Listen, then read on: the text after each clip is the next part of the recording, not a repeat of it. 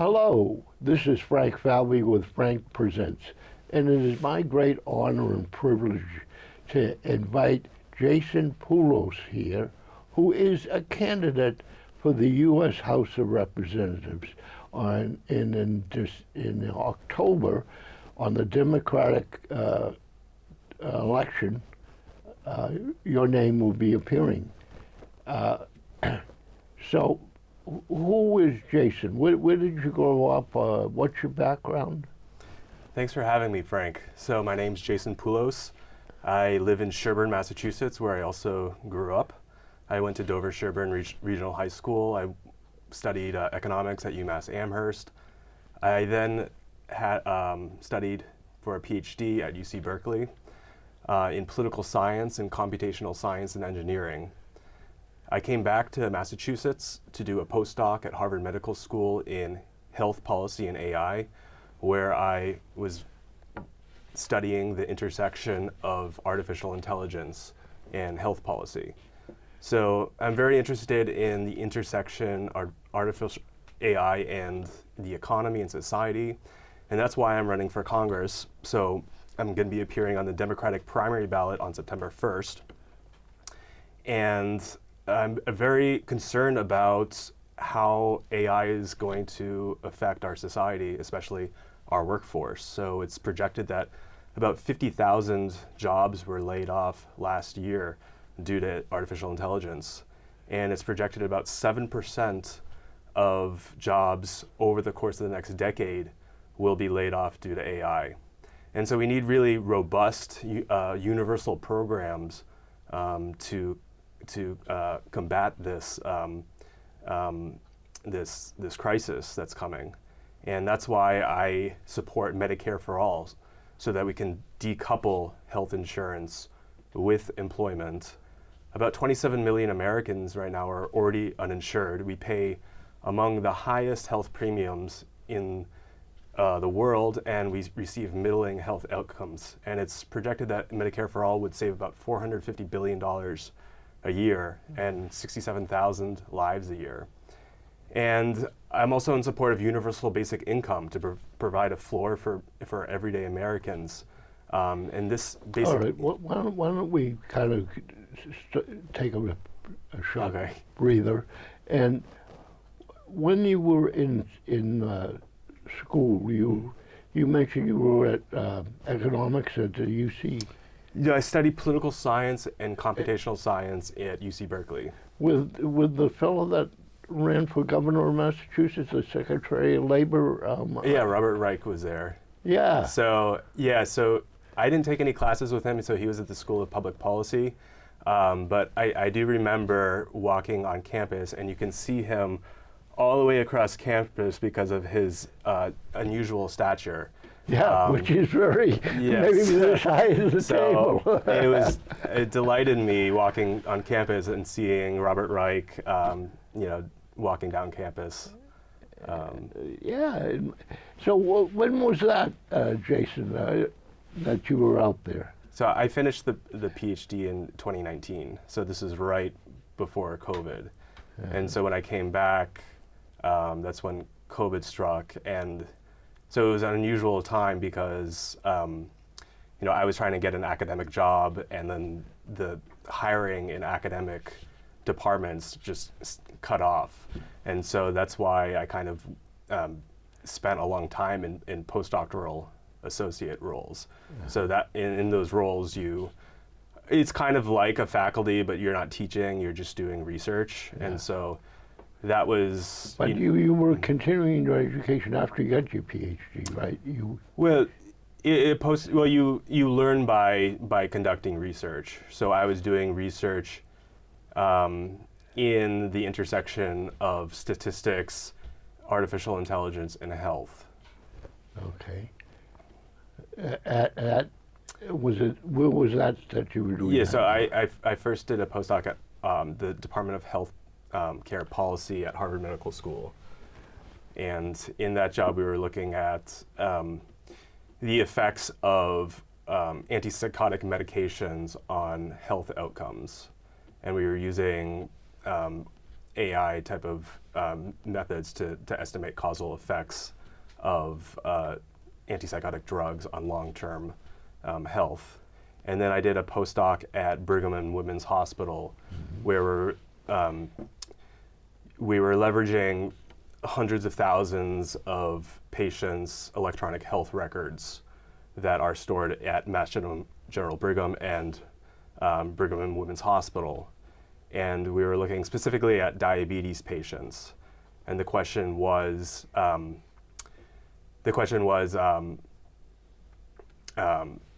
can we use AI to predict if a diabetes patient's blood glucose levels would exceed a certain amount in a given period? And so the idea is using AI to automate whether doctors should pay more attention to a particular patient or not. Okay. That's interesting that at Harvard, a lady from Harvard not only graduated but worked for Harvard and worked for the United Nations, ran against the present House of Representatives person, and why I can't think of her name. Oh, Linos. Yes, Yes. she's Greek. Right. Oh, I didn't know that. Yeah. So she's at the Harvard School of Public Health. Yes. So I worked at the building next door. So Harvard Medical School has a Department of Healthcare Policy, which is the only department in the medical school devoted to policy instead of medicine. So I was working with statisticians rather than doctors there. Okay. Have you ever met her? She's impressive. I haven't, but I mean, I'm, you know. You need to go out of your way since Right. since she ran for this same political office. Right. What has moved you, or why have you decided to run for this particular office? Yes, and it relates to that time in my life when I was a postdoc at Harvard, and as you can remember, Israel's actions in Gaza created like a backlash among students who were concerned about human rights and the dignity of Palestinians, and there were campaigns happening, and I was very much on the side of students in that fight, and what were the two sides, or how did you distinguish the two sides? Yeah, so the students' demands were simple. The students' demands were, we're paying tuition to universities such as Harvard, and we want the universities to divest that, to divest their endowment from defense manufacturers or companies in Israel that might be participating in the war on Gaza and Palestinians. And so their demands, I think, were very reasonable, and I think that the universities were very unreasonable in talking with the students. And Representative Auchincloss, who's the incumbent in this district, he took the position, along with Larry Summers, that Harvard University should crack down on these students who were very peaceful and they just wanted really a seat at the table, and wanted the administrators to hear their side and consider divestment. So you took the position of the students, is what you're saying. And that moved you to think about running for this office? Yes. So I signed a few petitions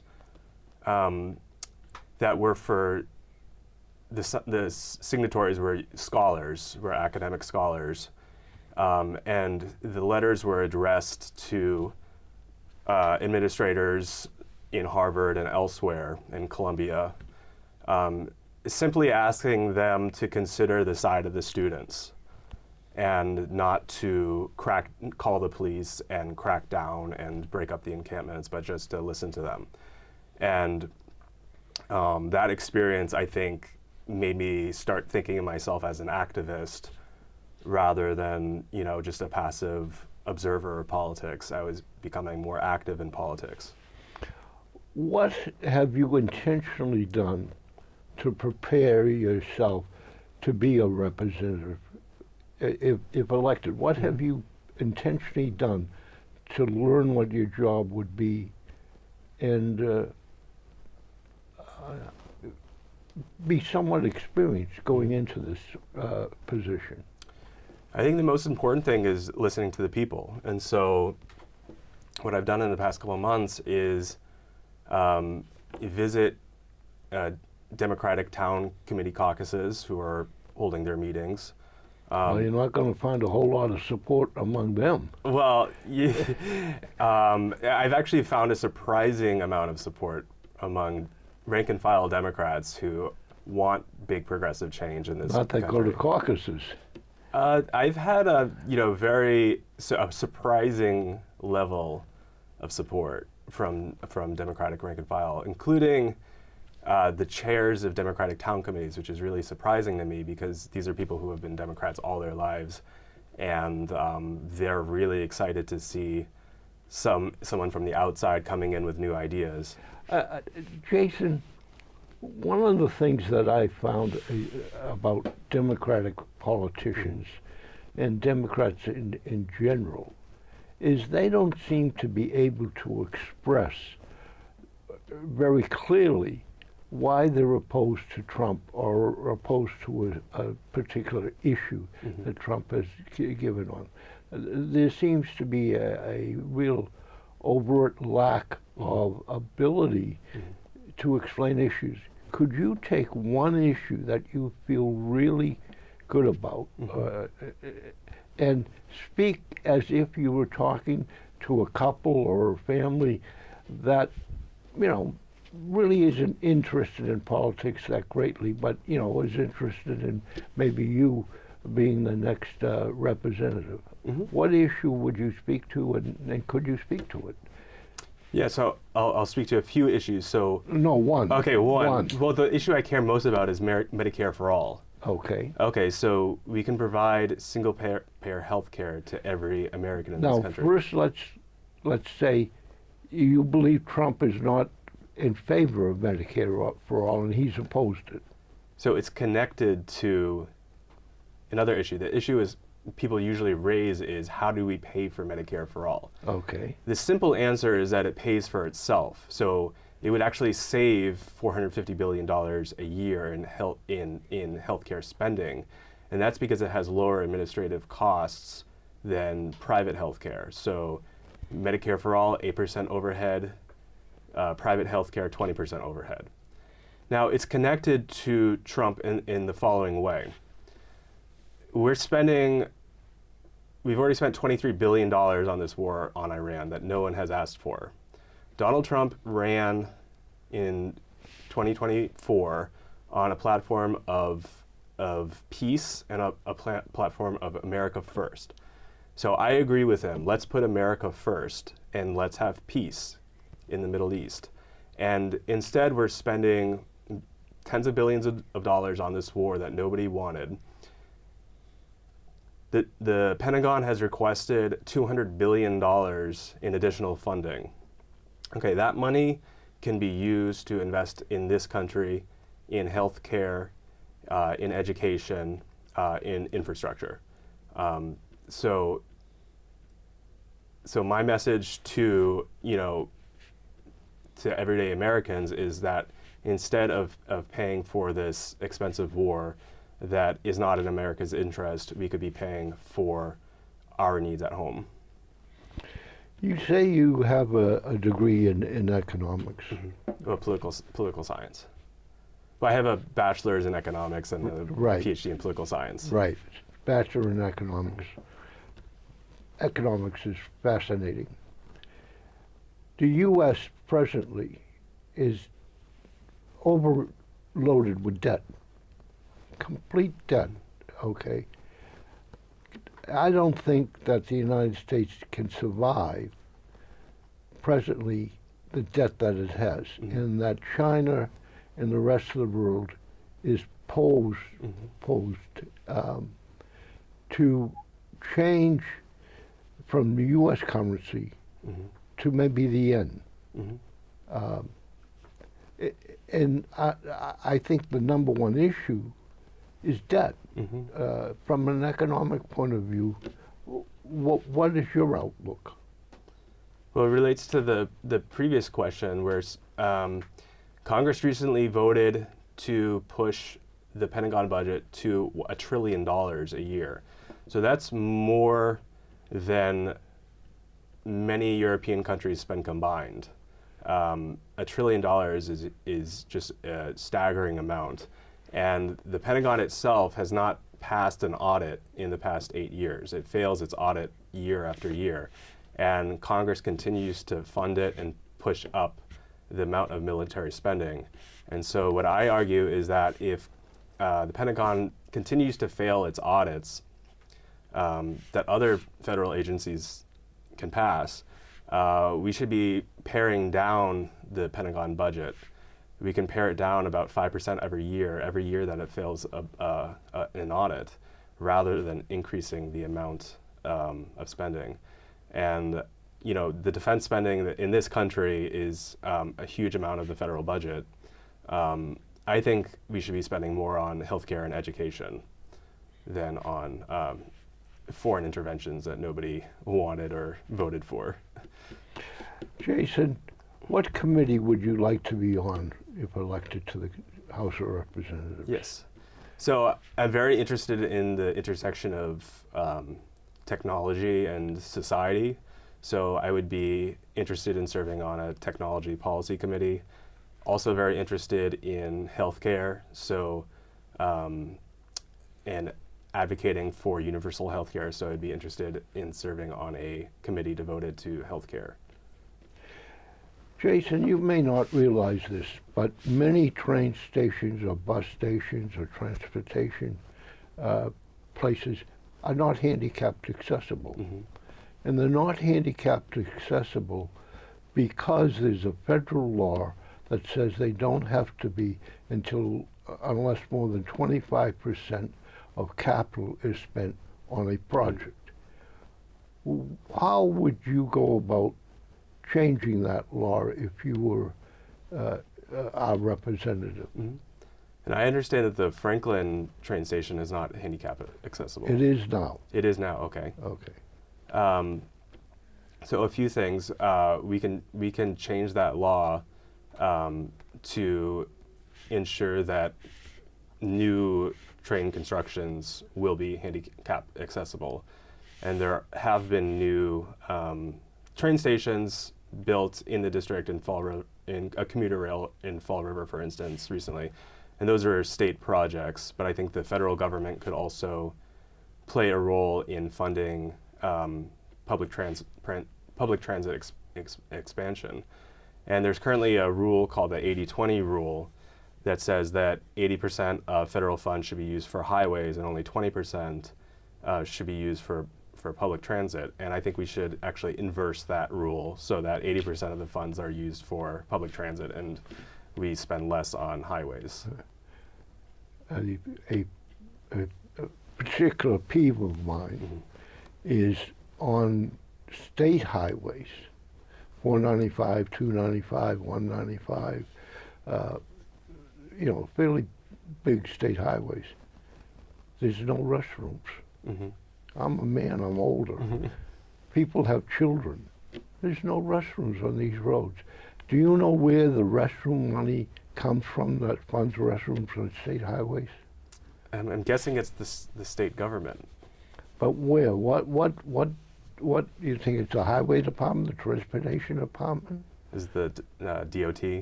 Yeah, do you think it's them? Yeah. No. No. Department of Tourism. Okay. All right, because I don't think the Department of Tourism is the place for it to be. I think the DOT is the place for it to be. If you're a federal, I recognize that you're a federal. Would you advocate for more restrooms in highways across America? Absolutely. Great, great. What Ukraine, Mhm. okay. What particular heritage do you come from? Oh, I'm Greek American. I'm Oh, also same as the lady that ran. right. Oh, So I'm also my mother's Jewish. So I'm also Jewish. So I'm Greek Jewish, and on my mom's side, they're actually Russian, Polish. So from that area.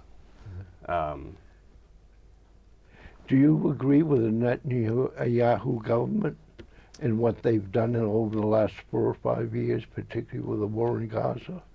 Absolutely not. So I think what has happened in Gaza is unfortunately a genocide, and what is currently happening in the West Bank is an apartheid system where people of Palestinian heritage or Muslims don't have equal rights with the rest of Israeli society, and I think that is illiberal, and I don't think the United States should continue to provide military aid to a government that has demonstrated disregard for human rights. It's actually American laws, the Leahy law says that we cannot provide any foreign assistance to governments that are in violation of human rights statutes.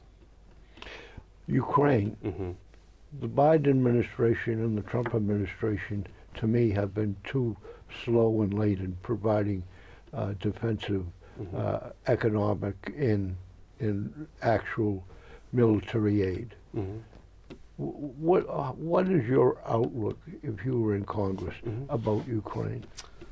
So our campaign has been endorsed by Organized for Peace for its pro-peace and pro-democracy positions, and part of that is saying that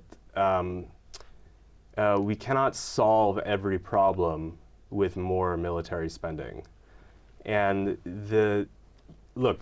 Russia's aggression into Ukraine is unlawful and it's immoral and it has to stop. And I'm personally skeptical of the idea that more weapon spending and just escalating the conflict is going to end the conflict. I think that we need a multilateral solution, diplomatic solution, in which we involve partners from Europe and Asia to get the Ukraine and Russia to sit down at the table and hammer out an agreement. And that agreement is not going to be appreciated by both sides, but that's just how diplomacy works. There has to be an outcome here that's peaceful, and that. Do you believe the same thing in the state of Israel that you just said about Yes. Ukraine? I do believe that a two-state solution is the ideal situation. But do you believe that the United States should not? You're saying, what I'm hearing you say, the United States necessarily should not continue the aid to Ukraine.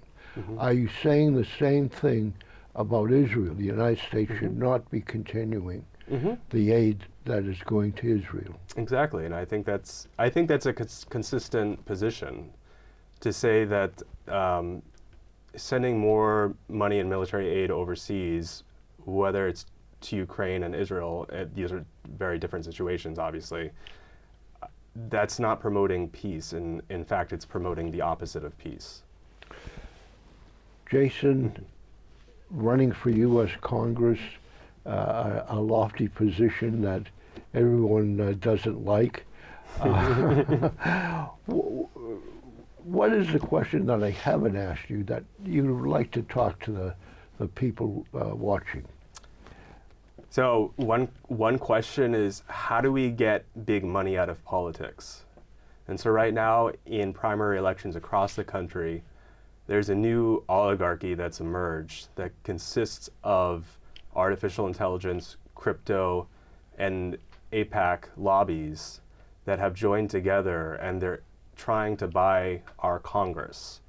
And so the question is, how do we stop that? And there are a number of solutions, but one solution is that we have to end Citizens United, which was the disastrous Supreme Court decision. Citizens United, for someone not familiar with it, basically said that private companies, have the right of speech, and because they have the right of speech, they have the right to spend money on political campaigns, and it's a decision, I don't know, 5-7 years ago. It doesn't seem to have garnered that much support to overturn it. Go ahead. So there's an amendment in Congress right now called the Citizens Over Corporations Amendment, which would, if passed, it would initiate a constitutional process that would go to then the states to overturn Citizens United. And the current congressman in this district has not co-sponsored the constitutional amendment to overturn Citizens United, even though he says that he opposes the decision. And he hasn't co-sponsored this amendment since he's been in office. The previous congressperson, Joe Kennedy III, was a co-sponsor on then the Democracy for All amendment, which would be the amendment to overturn Citizens United. And it's actually, I think, 5 or 6 representatives in the delegation in Massachusetts support this amendment, and it actually has very broad support among Democrats in Congress right now. And so I think that if Democrats win the majority in 2026, I think that this is a top issue that can be passed. And it can pass the House of Representatives, I think, easily. Jason, if people want to reach you, how can they do that? Yes, so you can go to poulos.house, Poulos.house, and that goes to my website, and you can sign up and volunteer. So right now we're collecting signatures to appear on the ballot. How many do you need? We need about 2,000 signatures. And by what date? By May 5th. Okay, go ahead. Is there a phone number or a office that you have? So if you go on poulos.house and then click on the volunteer button, you can sign up in the volunteer form, and that'll go to me, and I can email you back. All right. And you will be doing campaigns throughout the district. Now, the district involves Norfolk County, and who is in the district? What towns and cities are in the district? So it's this gerrymandered district that goes all from Brookline all the way to Fall River. And so it involves both Norfolk and Middlesex and Bristol counties. So Brookline to Fall River and east and west, what is it? Sherburne's in it. Yeah. And then, it goes to Sharon and Mansfield on the other side. So it's pretty like a narrow strip that goes. Narrow strip, yeah. Right down. Jason Poulos, I thank you for coming. Look forward as we get closer to the Democratic primary on September 1st. The voting will take place in Franklin at the gymnasium or field houses, whatever you want to call it. The hours will probably be 6 to 8, and Nancy, the town clerk, will certainly have more information. I would like to point out that the bill that President Trump would like to enact now will change the voting and change really what the Constitution says from a local election to a federal election, and really constitutionally, at least from my perspective, should not pass, and we should be actively against it. And I imagine you agree. Thank you very much, and thank you for watching and listening. This is Frank Falvey wishing you good health, and look forward to meeting you sometime. Thank you.